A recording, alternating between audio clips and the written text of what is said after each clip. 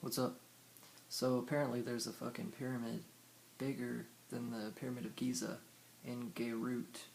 Just go to realitysandwich.com and type Great Pyramid Garut, Garut.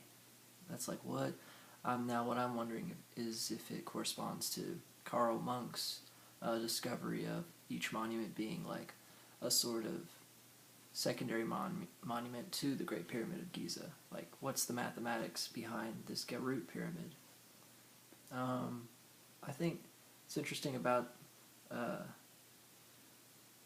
Philip K. Dick exegesis. Once again, one of the primary Christian motives is now explained to me. The fish, the Jesus fish is not just Pisces.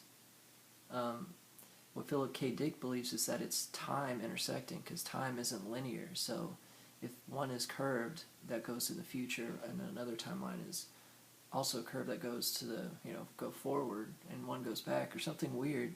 I can't even wrap my head around it.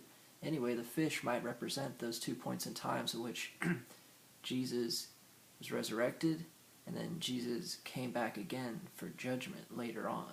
So, whoa, Philip K. Dick, I had no clue he was this smart.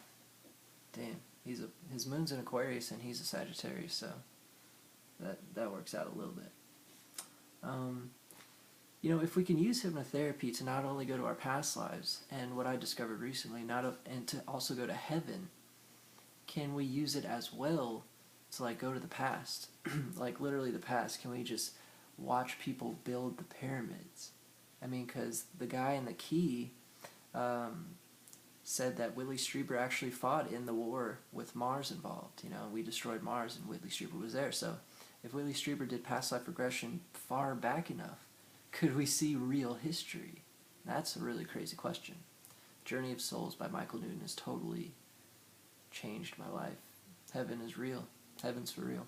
Or whatever. But anyway, the key, it not only confirms Journey of Souls and Swedenborg and DMT and near-death experience and all that, but it also confirms, like, the code itself by Karl Monk. Karl Monk said that, he discovered that we were on Mars. The mathematics of the great big face on Mars corresponds to Giza. So the key confirms that in a sense.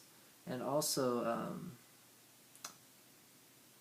the key also said that the monuments are part of one grand system, a huge natural earth tool, quote unquote. So, I mean, the key, the code, Journey of Souls, Swedenborg, DMT, they're all talking about the same thing. And the exegesis.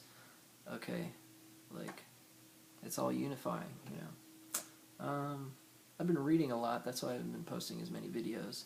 Just reading a shit ton. I have like 100 pages left to Finnegan's Wake, 400 pages through Infinite Jest, trying to finish up some more Murakami.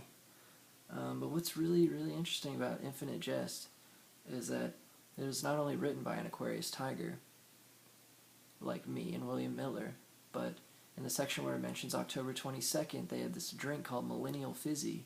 October 22nd was the Great Disappointment of 1844 by William Miller and the Millerites and millenarianism, just that whole root word, Milla.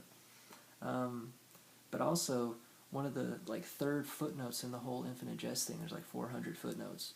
One of the third ones just said Übermensch in it, just mentioned the concept of Übermensch. And lastly, I'm only 400 pages through, lastly it talks about the Seventh-day Adventists. That's a specific William Miller sect of Christianity.